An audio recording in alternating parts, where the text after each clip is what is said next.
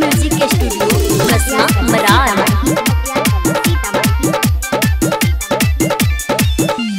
चढ़ते लगन चल जते ससुराल हो भजते बाबा हमरो बुराल हो बाबा।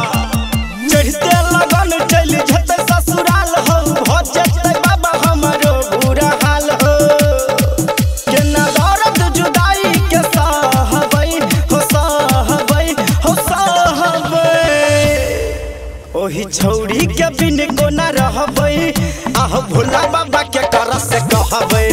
ओही छौरी के बिन कोना रहबै आहो भोला बाबा के कर से कहबै।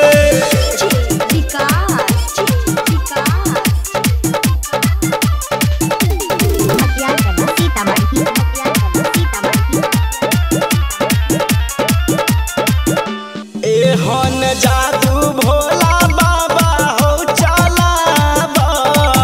ओही छौरी से जल्दी बियाह हो कराबा।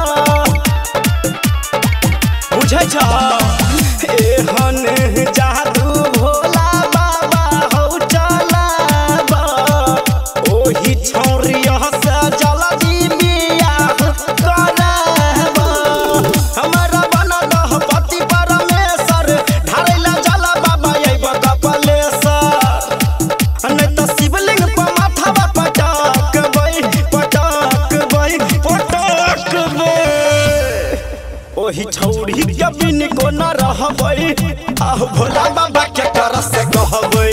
ओही छौरी के बिन कोना रहबै आहो भोला बाबा के कर से कहबै।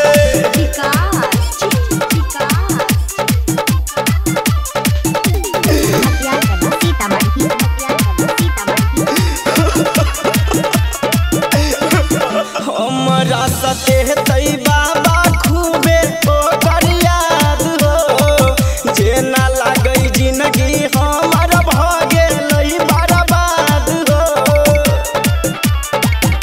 हो बाबा हमरा सते तई बाबा खूबे ओकर याद हो।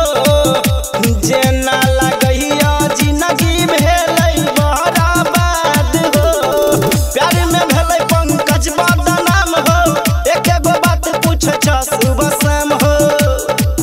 केना दर्द जुदाई के सहबै हो सहबै हो सहबै। ओही छौरी के बिन कोना रहबै आहो भोला बाबा के कर से कहबै। ओही छौरी